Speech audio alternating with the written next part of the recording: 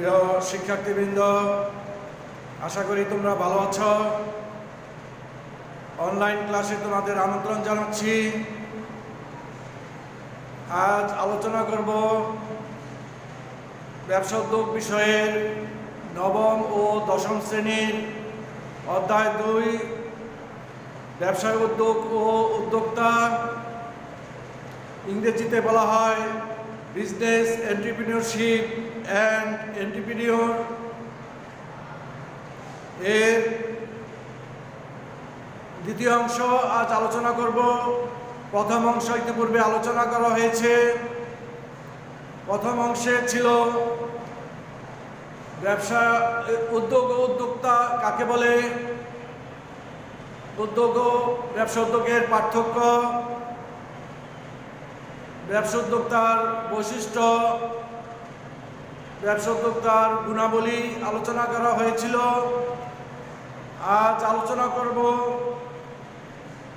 দ্বিতীয় অংশে আর্থসামাজিক উন্নয়নে ব্যবসা উদ্যোক্তার গুরুত্ব, ব্যবসা উদ্যোগ গড়ে ওঠার অনুকূল পরিবেশ, ব্যবসা উদ্যোগ ও ঝুঁকির সম্পর্ক, বাংলাদেশে ব্যবসা উদ্যোগ উন্নয়নে বাধা, বাংলাদেশে ব্যবসা উদ্যোগ উন্নয়নে বাধা দূরীকরণের উপায়, এগুলো সম্পর্কে আজ আলোচনা করব। তাহলে শুরু করা যাক। প্রথমেই আছে আর্থসামাজিক উন্নয়নে ব্যবসা উদ্যোগের গুরুত্ব। বাংলাদেশ একটি উন্নয়নশীল দেশ। বাংলাদেশের অর্থনৈতিক সমীক্ষা 2010 অনুযায়ী মোট জাতীয় উৎপাদনের 50% আসে সেবা খাত থেকে, 20% আসে কৃষি খাত থেকে, 30% আসে শিল্প খাত থেকে। যে কোনো দেশের অর্থনৈতিক উন্নয়নে শিল্প খাতের মুখ্য ভূমিকা থাকে। আমাদের দেশ যদি শিল্প উন্নয়নে এগিয়ে যায় তাহলে আমাদের অর্থনৈতিক উন্নয়ন ঘটবে এবং অর্থনীতির চাকা মজবুত হবে। আমরা যদি জাপান ও চীন এবং ইউরোপের দেশগুলোর দিকে লক্ষ্য করি তাহলে আমরা দেখতে পাবো সেই সমস্ত দেশগুলো শিল্প বাণিজ্যে উন্নত বলেই তারা আজ সমৃদ্ধিশালী দেশ। তাই আমাদের শিল্প উন্নয়নের দিকে জোর দিতে হবে। ব্যবসা উদ্যোগ নিম্নলিখিতভাবে আমাদের দেশের আর্থসামাজিক উন্নয়নে অবদান রাখতে পারে। প্রথমত হচ্ছে সম্পদের সঠিক ব্যবহার। ব্যবসা উদ্যোগ আমাদের দেশের প্রাকৃতিক সম্পদ ও মানব সম্পদ সুষ্ঠুভাবে কাজে লাগাতে পারে। আমাদের যে প্রাকৃতিক সম্পদ রয়েছে সেগুলো শিল্পের মাধ্যমে কাজে লাগানো সম্ভব। তাছাড়া আমাদের যে মানব সম্পদ রয়েছে সেই মানব সম্পদকে কাজে লাগানো সম্ভব এর পিছনে ব্যবসা উদ্যোগের গুরুত্ব অপরিসীম। জাতীয় উৎপাদন আয় বৃদ্ধি। ব্যবসা উদ্যোগের মাধ্যমে দেশের জাতীয় আয় বৃদ্ধি পায় এবং সরকার কর্তৃক যে নির্ধারিত জাতীয় আয় রয়েছে সেই লক্ষ্যে ব্যবসা উদ্যোগের অবদান ব্যবসা উদ্যোগ যদি এই ক্ষেত্রে মুখ্য ভূমিকা পালন করে তাহলে আমাদের এই জাতীয় আয়ের লক্ষ্যমাত্রা অর্জন করা সম্ভব হবে। 3 নম্বর হচ্ছে নতুন কর্মসংস্থান সৃষ্টি। এই ক্ষেত্রে ব্যবসা উদ্যোগের গুরুত্ব অপরিসীম। শিল্পোদ্যোক্তাগণ যদি শিল্প বাণিজ্যের দিক দিয়ে এগিয়ে যায় তাহলে দেশে নতুন কর্মসংস্থান সৃষ্টি হবে এবং দেশে বেকারত্ব দূর হবে। 4 নম্বর হচ্ছে দক্ষ মানব সম্পদ সৃষ্টি। আমাদের দেশে যে বিশাল মানব সম্পদ রয়েছে তার অধিকাংশই অদক্ষ। এই শিল্প উন্নয়নের মাধ্যমে এই অদক্ষ শ্রমিককে দক্ষ শ্রমিকে পরিণত করা সম্ভব এবং এই বিশাল মানব গোষ্ঠীকে মানব সম্পদে পরিণত করা সম্ভব। তারপর আছে পরনির্ভরশীলতা দূরীকরণ। আমাদের দেশ এখন উন্নয়নশীল দেশ, আমরা এখন স্বাবলম্বী হওয়ার চেষ্টা করছি। আমাদের অন্য দেশের উপর আর পরনির্ভরশীল হয়ে থাকতে হবে না। যদি দেশে শিল্প বাণিজ্যের প্রসার ঘটে তাহলে দেশ স্বাবলম্বী হবে এবং পরনির্ভরশীলতা দূর হবে। আমরা খাদ্যে, শিল্পে এবং প্রযুক্তিতে আমরা এখন ভালো অবস্থানে আছি, সুতরাং আমাদের শিল্প বাণিজ্যে আরও এগিয়ে যেতে হবে। এই ক্ষেত্রে ব্যবসা উদ্যোগের গুরুত্ব অপরিসীম। প্রিয় শিক্ষার্থীবৃন্দ, এবার আলোচনা করব ব্যবসা উদ্যোগ গড়ে ওঠার অনুকূল পরিবেশ সম্পর্কে। আমরা যদি উন্নত বিশ্বের দিকে লক্ষ্য করি তাহলে আমরা দেখতে পাব সেই সমস্ত দেশে ব্যবসা বাণিজ্যের শিল্পের প্রসারের অনুকূল পরিবেশ রয়েছে। এই অনুকূল পরিবেশের কারণে তারা ব্যবসা প্রতিষ্ঠা পরিচালনা ও সম্প্রসারণের এই যে অনুকূল পরিবেশ, এই কারণে তারা শিল্প বাণিজ্যে এগিয়ে যাচ্ছে। আমাদের দেশে এই অনুকূল পরিবেশ যদি বিরাজমান থাকে তাহলে আমাদের দেশও শিল্প বাণিজ্যে এগিয়ে যাবে। মেধা, মনন ও দক্ষতা আমাদের দেশে কোনো ঘাটতি নেই। এইগুলো কাজে লাগাতে পারলে আমাদের দেশ শিল্পোন্নয়ন ঘটবে এবং এই জন্য অনুকূল পরিবেশ প্রয়োজন। ব্যবসা উদ্যোগ গড়ে ওঠার জন্য নিম্নোক্ত অনুকূল পরিবেশগুলো প্রয়োজন। 1 নম্বর হচ্ছে উন্নত অবকাঠামোগত উপাদান। অবকাঠামোগত উন্নতির পাশাপাশি যে আনুষঙ্গিক উন্নতির প্রয়োজন সেগুলো হচ্ছে গ্যাস, বিদ্যুৎ এবং যাতায়াত। এগুলোর উপর জোর দিতে হবে। এগুলো যদি উন্নতি ঘটে তাহলে দেশে শিল্প বাণিজ্যের উন্নতি ঘটবে। সরকারি পৃষ্ঠপোষকতা, সরকার যদি শিল্প বাণিজ্যে পৃষ্ঠপোষকতা দেয় তাহলে দেশে শিল্প উন্নয়নের অনুকূল পরিবেশ বিরাজ করবে, দেশ শিল্পের সমৃদ্ধি লাভ করবে। সরকার যদি কর মওকুফ করে এবং স্বল্প সুদে যদি ঋণের ব্যবস্থা করে এবং প্রণোদনা, ভর্তুকি এই ধরনের যদি সরকার যদি এই সমস্ত সুযোগ সুবিধা শিল্প উদ্যোক্তাদের দেয় তাহলে দেশে অনুকূল পরিবেশ ব্যবসা বাণিজ্যের অনুকূল পরিবেশ বিরাজ করবে, দেশ শিল্প বাণিজ্যে এগিয়ে যাবে। তারপর হচ্ছে আর্থসামাজিক স্থিতিশীলতা।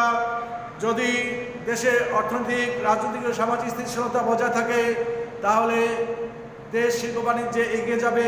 এই জন্য প্রয়োজন অনুকূল পরিবেশ। যদি অনুকূল পরিবেশ না থাকে তাহলে এর বিরূপ প্রভাব পড়বে আমাদের দেশের শিল্প বাণিজ্যের ক্ষেত্রে। তারপর হচ্ছে অনুকূল আইন শৃঙ্খলা পরিস্থিতি। দেশের ভিতরে আইন শৃঙ্খলা পরিস্থিতি যদি ভালো থাকে তাহলে দেশের শিল্প বাণিজ্যের প্রসার ঘটবে। এই কারণে আমাদের আইন শৃঙ্খলা পরিস্থিতি বজায় রাখতে হবে, শান্তি বজায় রাখতে হবে, তাহলে দেশ শিল্প বাণিজ্যে এগিয়ে যাবে। নয়তো এর বিরূপ প্রভাব পড়বে শিল্প বাণিজ্যের উপর। তারপর হচ্ছে পর্যাপ্ত পুঁজির প্রাপ্যতা। যাতে শিল্প উদ্যোক্তাগণ পর্যাপ্ত পুঁজি পায় সেই ব্যবস্থা করতে হবে। সৎ সাথে ব্যাংকগুলো যদি ব্যাংকগুলো শিল্পোদ্যোক্তাদের ঋণের ব্যবস্থা করে স্বল্প সুদে এবং সহজ শর্তে, তাহলে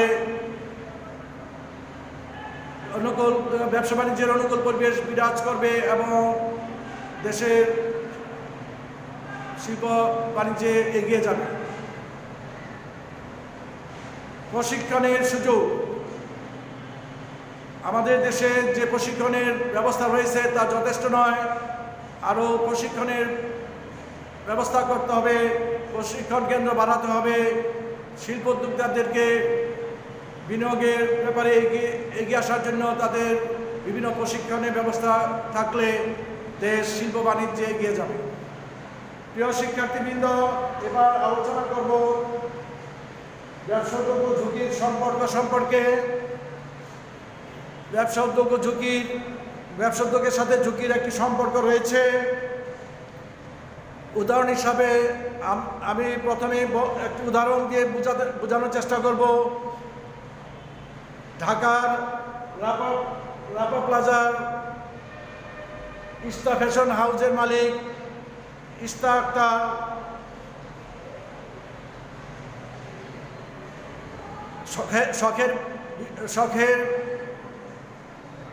শখের বশে এই ব্যবসা শুরু করেছিলেন। এই ব্যবসায় ভালোই মুনাফা হচ্ছিল। তিনি এই ব্যবসার মুনাফা দিয়ে তার পরিবারের যেসব চাহিদা সেগুলো মোচন করার চেষ্টা করছে। কিন্তু তিনি নতুন একটি ব্যবসায়ের চিন্তা করলেন। সে ব্যবসাটি হচ্ছে বিদেশ থেকে মোবাইল ফোনের চাহিদা আছে দেশে, এই কারণে বিদেশ থেকে মোবাইল ফোন আমদানি করে বিক্রির চিন্তা শুরু করলেন। পরিবার থেকে তাকে নিষেধ করা হয়েছিল, যেহেতু তার এই বিষয়ে কোনো অভিজ্ঞতা নেই। কিন্তু তিনি অতি মুনাফার আশায় তিনি ব্যাংক থেকে ঋণ নিয়ে বিদেশ থেকে মোবাইল সেট আমদানি করে বিক্রয় শুরু করেন। কিন্তু তার যে প্রতিদ্বন্দ্বী ব্যবসায়ীরা আছে তারা তার চেয়ে কম মূল্যে বিদেশ থেকে মোবাইল সেট আমদানি করে বিক্রয় শুরু করলেন। এতে তার বিরাট আর্থিক ক্ষতির সম্মুখীন হলো। এই উদাহরণের সাহায্যে আমরা বুঝতে পারলাম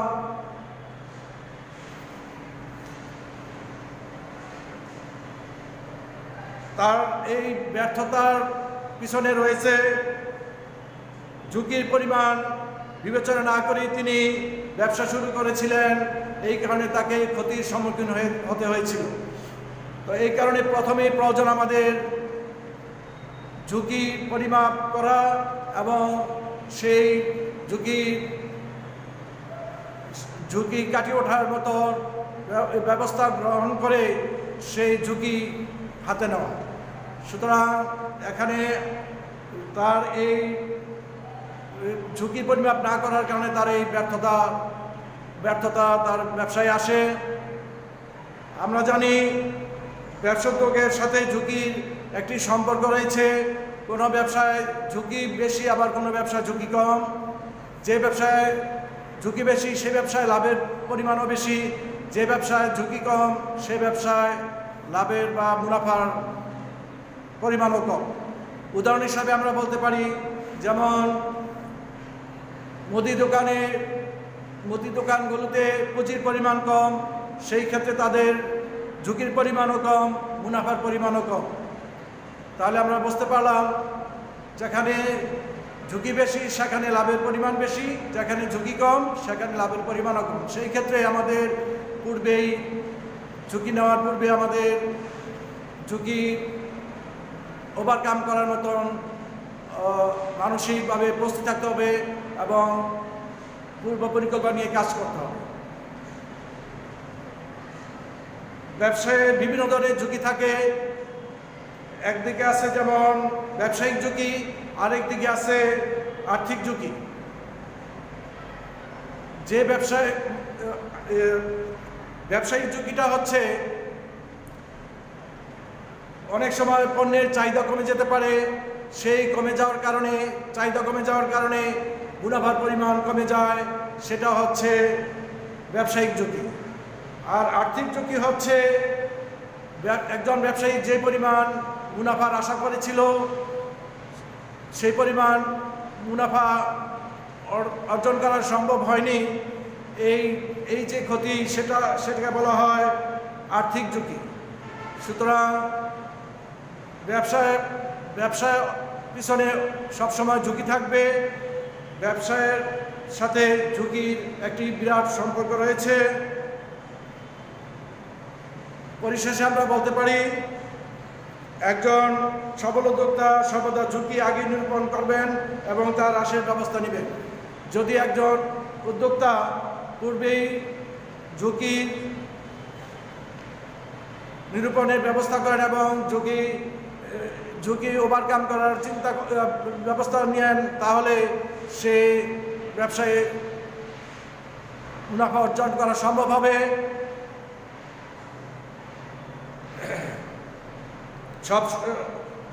সবসময় পরিমিত পরিমাণ ঝুঁকি গ্রহণ করা একজন সফল উদ্যোক্তার বৈশিষ্ট্যের মধ্যে পড়ে। পরিমিত পরিমাণ ঝুঁকি নিলে তাহলে ব্যবসায়ে বিরাট ধরনের ক্ষতির সম্ভাবনা কম থাকে।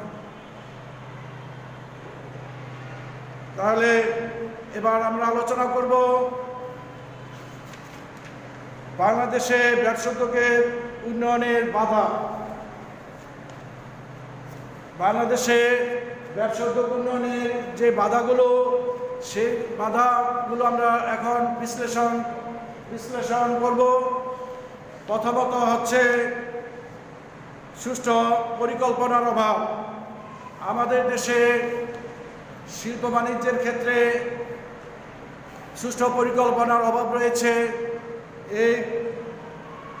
এই কারণে আমাদের দেশের শিল্প উদ্যোক্তাগণ ক্ষতির সম্মুখীন হয়। এটা হচ্ছে ব্যবসা উদ্যোগ উন্নয়নের একটি বড় বাধা।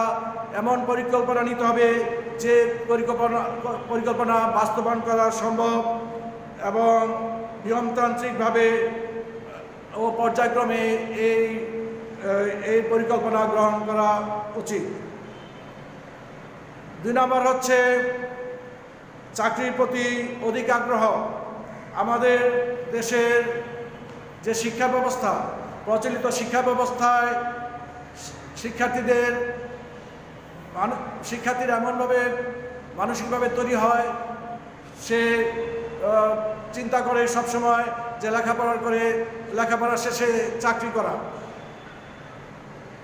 এখানে আমাদের যে প্রচলিত শিক্ষা ব্যবস্থা, সেই শিক্ষা ব্যবস্থায় শিল্প বাণিজ্যের দিকে জোর কম। কারিগরি বৃত্তিমূলক শিক্ষার যদি আমাদের দেশে প্রচলিত আছে, সাধারণ শিক্ষার পাশাপাশি সেই শিক্ষার্থীদের সেদিকে ঝোঁক কম বলেই শিক্ষার্থীরা চাকরির প্রতি বেশি তাদের ঝোঁক, শিল্প বাণিজ্যের দিকে তাদের ঝোঁক কম।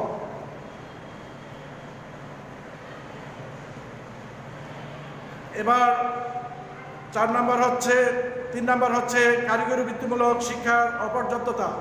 আমাদের দেশে প্রচলিত শিক্ষা ব্যবস্থার পাশাপাশি কারিগরি ও বৃত্তিমূলক শিক্ষা প্রচলিত আছে, কিন্তু মেধাবী শিক্ষার্থীদের সেদিকে আগ্রহ কম, যার ফলে শিল্প বাণিজ্যে তাদের অংশগ্রহণ বা আগ্রহ অনেক কম। এটা ব্যবসা উদ্যোগ উন্নয়নের একটি বড় বাধা। তারপর হচ্ছে প্রচার অভাব। আমাদের দেশে এই শিল্প বাণিজ্যের এবং কারিগরি বৃত্তিমূলক শিক্ষার প্রচারণার অভাব রয়েছে, যার ফলে গ্রাম ও শহরের মেধাবী শিক্ষার্থীরা কারিগরি বৃত্তিমূলক শিক্ষার দিকে না গিয়ে তারা প্রচলিত শিক্ষার দিকে এগিয়ে আসছে, যার ফলে আমাদের ব্যবসা উদ্যোগ উন্নয়নে বাধার সম্মুখীন হতে হয়। তারপর হলো প্রয়োজনীয় অর্থ সংস্থানের অভাব। আমাদের এই প্রয়োজনীয় অর্থ সংস্থান ব্যবসা উদ্যোগ উন্নয়নের একটি বড় বাধা। অপর্যাপ্ত মূলধন অর্থের অভাবে অনেক উদ্যোক্তা শিল্প বাণিজ্যে এগিয়ে আসতে চায় না। তারা যদি পর্যাপ্ত পুঁজির সংস্থান ব্যাংকগুলো যদি করে দিতে পারত, তাহলে তারা শিল্প বাণিজ্যে এগিয়ে আসত। তারপর হচ্ছে প্রশিক্ষণের অভাব। আমাদের দেশে শিল্প উদ্যোক্তাদের প্রশিক্ষণের তেমন ব্যবস্থা নেই, যার ফলে শিল্পোদ্যোক্তাগণ শিল্প বাণিজ্যে এগিয়ে আসতে চায় না। যে প্রশিক্ষণ কেন্দ্র রয়েছে সেই প্রশিক্ষণ কেন্দ্রগুলো আরও বৃদ্ধি করতে হবে এবং শিল্পোদ্যোক্তাদের যথাযথ প্রশিক্ষণ দিয়ে তাদেরকে শিল্প উন্নয়নে এগিয়ে আসার ব্যবস্থা করতে হবে। তাহলে দেশ শিল্প বাণিজ্যে এগিয়ে যাবে। তারপর হচ্ছে রাজনৈতিক অস্থিরতা, এটা শিল্প বাণিজ্যের একটি অন্যতম বাধা। দেশে যদি ঘন ঘন সরকার পরিবর্তন হয়, হরতাল, ধর্মঘট, ভাঙচুর, চাঁদাবাজি, এই ধরনের রাজনৈতিক অস্থিরতা চলতে থাকে, তাহলে উদ্যোক্তাগণ তাদের মনোবল হারিয়ে ফেলবে। তারা শিল্প বাণিজ্যে এগিয়ে আসতে চাবে না, এগিয়ে আসার আগ্রহ হারিয়ে ফেলবে। তাই অনুকূল পরিবেশ বজায় রাখতে হবে, রাজনৈতিক অস্থিরতা দূর করতে হবে, তাহলে দেশ শিল্প বাণিজ্যে এগিয়ে যাবে। এবার আলোচনা করব বাংলাদেশে ব্যবসায়িক উন্নয়নে বাধা দূরীকরণের উপায়।